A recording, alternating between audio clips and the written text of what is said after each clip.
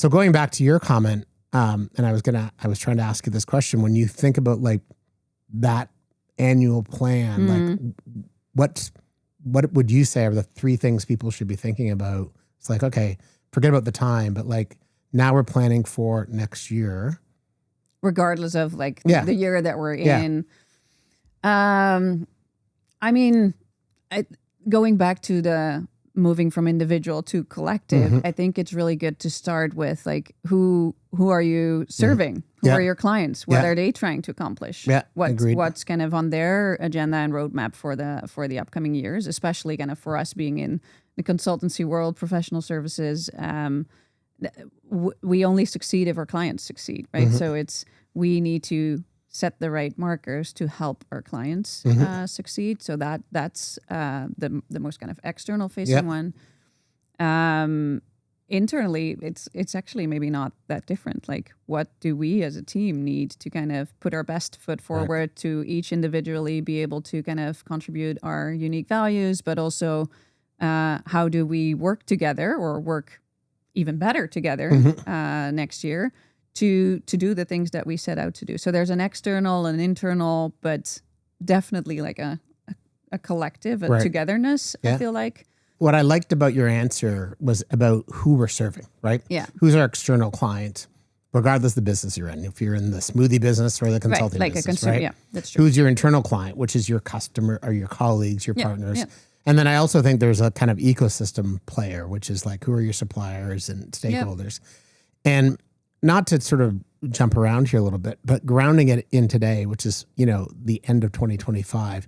One of the things, this is non-scientific, but it's universal. One of the pieces of feedback that I'm getting is I'm gonna call it fear, but I'm gonna call it a small f fear. So not a crippling or panic fear, but I think there's this, what people keep talking about is there's this unknown, right? It's a bit of a cliche to say times are always changing because of course they're changing, otherwise we're dead.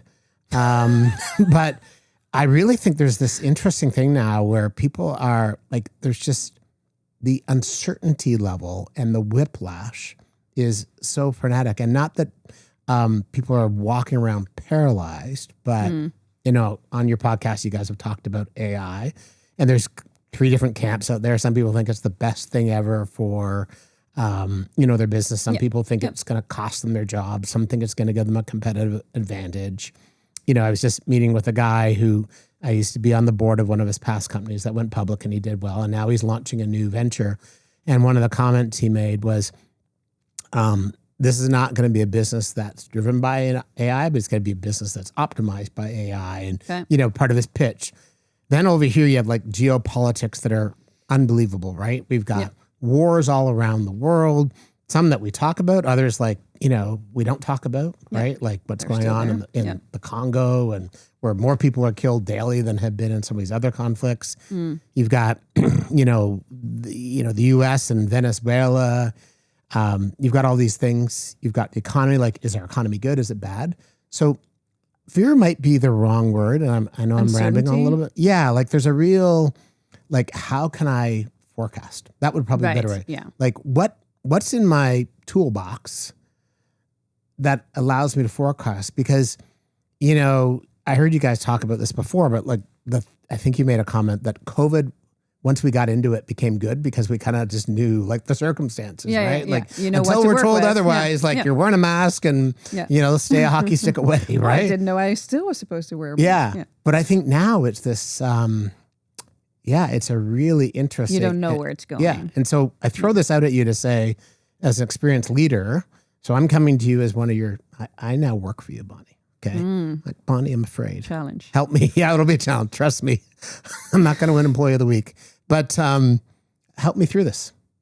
I'm your collaborator. I'm your employee. I'm your client. Help me through some fear. Be my doctor. Yeah. Coach me through. Coach you through. Coach me. I mean, before I go there. Yeah.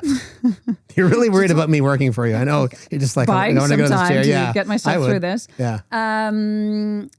The one of the components kind of as you're planning for the next year is definitely kind of that more macroeconomic, what's happening in the environment and what are the things that you can predict and what are some of the things that you cannot predict. So I think where I would start is kind of where is that fear coming from? Is what are those kind of biggest uncertainties?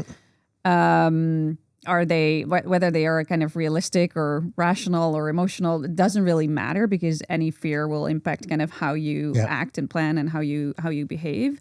But we'll really try to kind of look at what are those uncertainties and what are the most impactful uncertainties for your business, and start looking into like what are the various different scenarios that can come to life, and for kind of to some extent plan for each of those different scenarios so that you kind of have something to fall back on once there is a bit more certainty in that.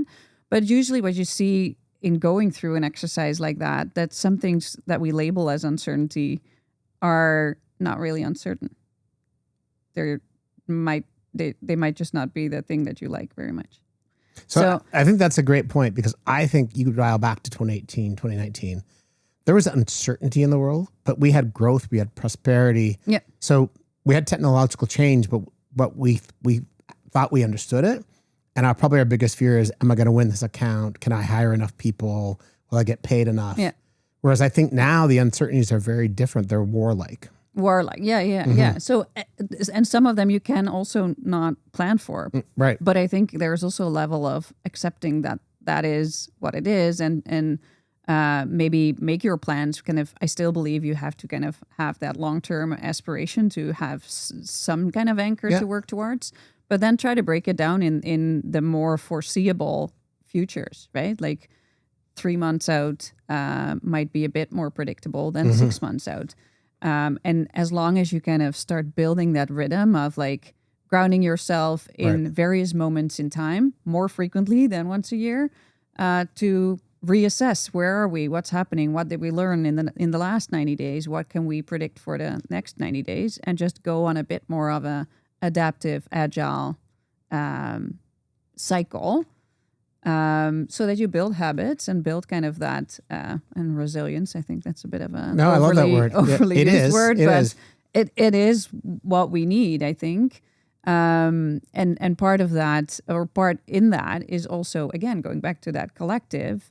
And I know you're not a big fan of predictions, but when I looked at kind of what the I want to hear your predictions, like, actually, so I can go to the bookies and I just have secondhand predictions that I stole from HBR Forbes Strategy Online. But one of them is around human-centric leadership.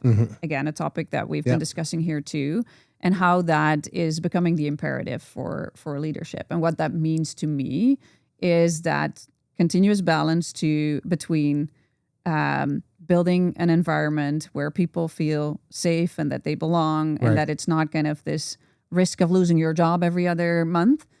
Truly creating an environment where people belong and are set up to thrive so that they can add their unique perspectives. While at the same time also being like realistic and hold people accountable. And like in order to run a business, you also need to accomplish your goals and get your results, right? So it is that continuous balance, but specifically that the human side, and kind of creating this environment where people are not paralyzed, or at least to a lesser extent, that we still continue to tap into each other's smarts and perspectives to make it work together. I think that together is something that now more than ever.